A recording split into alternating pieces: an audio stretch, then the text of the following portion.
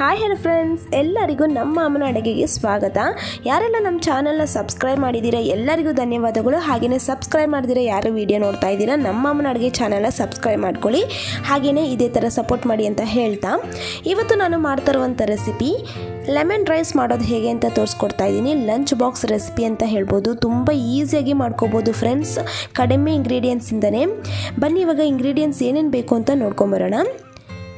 ಇಲ್ಲಿ ನಾನು ಕಡಲೆಬೇಳೆ ಅರ್ಧ ಟೇಬಲ್ ಸ್ಪೂನಷ್ಟು ತೊಗೊಂಡಿದ್ದೀನಿ, ಉದ್ದಿನಬೇಳೆ ಅರ್ಧ ಟೇಬಲ್ ಸ್ಪೂನ್, ಅರ್ಧ ಇಂಚು ಶುಂಠಿನ ಚಿಕ್ಕದಾಗಿ ಕಟ್ ಮಾಡಿ ಇಟ್ಕೊಂಡಿದ್ದೀನಿ, ಅರಿಶಿನ 1/4 ಟೀ ಸ್ಪೂನ್, ಒಣಮೆಣಸಿನ್ಕಾಯಿ 2ನ ಈ ಥರ ಕಟ್ ಮಾಡಿ ಇಟ್ಕೊಂಡಿದ್ದೀನಿ, ಸಾಸಿವೆ 1/4 ಟೀ ಸ್ಪೂನ್, ಕಡಲೆ ಬೀಜ 1 ಟೇಬಲ್ ಸ್ಪೂನ್, ಕರಿಬೇವು 1 ಟೇಬಲ್ ಸ್ಪೂನ್, ಕೊತ್ತಂಬರಿ ಸೊಪ್ಪು 1 ಟೇಬಲ್ ಸ್ಪೂನ್ ಆಗೋಷ್ಟು ಚಿಕ್ಕದಾಗಿ ಕಟ್ ಮಾಡಿ ಇಟ್ಕೊಂಡಿದ್ದೀನಿ, 1 ನಿಂಬೆಹಣ್ಣು ರಸನ ತೆಗೆದಿಟ್ಕೊಂಡಿದ್ದೀನಿ, ಅನ್ನ 200 ಗ್ರಾಮಷ್ಟು ಮಾಡಿ ಇಟ್ಕೊಂಡಿದ್ದೀನಿ, ಎಣ್ಣೆ 2 ಟೇಬಲ್ ಸ್ಪೂನ್, ರುಚಿಗೆ ತಕ್ಕಷ್ಟು ಉಪ್ಪು.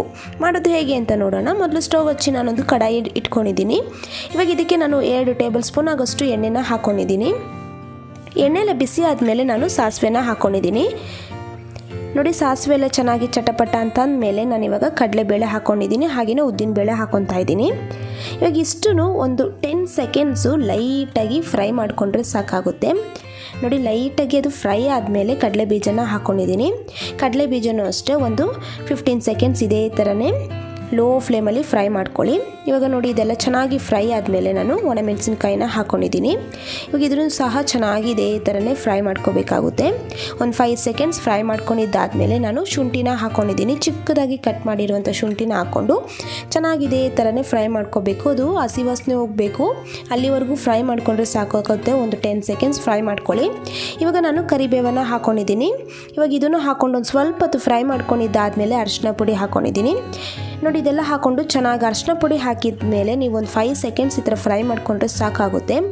ಇವಾಗ ನೋಡಿ ಫ್ರೆಂಡ್ಸ್, ಇದೆಲ್ಲ ಚೆನ್ನಾಗಿ ಫ್ರೈ ಆದಮೇಲೆ ನಾನು ರುಚಿಗೆ ತಕ್ಕಷ್ಟು ಉಪ್ಪನ್ನು ಹಾಕ್ಕೊಂಡಿದ್ದೀನಿ. ಇವಾಗ ರುಚಿಗೆ ತಕ್ಕಷ್ಟು ಉಪ್ಪೆಲ್ಲ ಹಾಕಿದ್ದಾದಮೇಲೆ ನಾನು ರೈಸ್ನ ಹಾಕ್ಕೊತಾ ಇದ್ದೀನಿ. ನೀವೇನಾದರೂ ಮೊದಲೇ ಅನ್ನ ಉಳಿದಿದ್ರೆ ಅದರಲ್ಲೂ ಕೂಡ ಮಾಡ್ಕೋಬೋದು. ಇಲ್ಲಾಂದರೆ ನಿಮ್ಗೇನಾದರೂ ಬೆಳಗ್ಗೆ ಬ್ರೇಕ್ಫಾಸ್ಟಿಗೆ ಬೇಕು, ಇಲ್ಲಾಂದರೆ ಲಂಚಿಗೆ ಬೇಕು ಅಂದಾಗ ಕೂಡ ನೀವು ಈ ಥರ ರೆಸಿಪಿನ ಮಾಡ್ಕೋಬೋದು. ಬೇಗನೆ ಮಾಡ್ಕೋಬೋದು, ಜಾಸ್ತಿ ಟೈಮ್ ಏನು ಬೇಡ. ನೋಡಿ, ಇವಾಗ ರೈಸ್ ಎಲ್ಲ ಹಾಕಿ ಚೆನ್ನಾಗಿ ಒಂದು ಸತಿ ಮಿಕ್ಸ್ ಮಾಡ್ಕೊತಾ ಇದ್ದೀನಿ ನಾನು. ಈ ಥರ ಎಲ್ಲ ಮಿಕ್ಸ್ ಮಾಡ್ಕೊಂಡಿದ್ದಾದಮೇಲೆ ಈ ಟೈಮಲ್ಲಿ ನೀವು ಉಪ್ಪು ನೋಡ್ಕೊಳ್ಳಿ, ಉಪ್ಪು ಬೇಕಾದರೆ ಸ್ವಲ್ಪ ಹಾಕ್ಕೋಬೋದು. ಇವಾಗ ನಾನು ನಿಂಬೆ ರಸನ ಹಾಕ್ಕೊಂಡಿದ್ದೀನಿ, ಹಾಗೆಯೇ ಕೊತ್ತಂಬರಿ ಸೊಪ್ಪು ಹಾಕ್ಕೊಂಡು ಒಂದು ಸತಿ ಮಿಕ್ಸ್ ಮಾಡಿಕೊಂಡ್ರೆ ಲೆಮನ್ ರೈಸ್ ರೆಡಿಯಾಗಿದೆ ಫ್ರೆಂಡ್ಸ್. ಸೂಪರಾಗಿರುತ್ತೆ. ನೀವು ಕೂಡ ಮನೇಲಿ ಒಂದು ಸತಿ ಟ್ರೈ ಮಾಡಿ, ಖಂಡಿತವಾಗ್ಲೂ ಚೆನ್ನಾಗಿ ಬರುತ್ತೆ. ಇವಾಗ ನೋಡಿದ್ರಲ್ಲಿ ಎಷ್ಟು ಚೆನ್ನಾಗಿ ಬಂದಿದೆ ಅಂತ.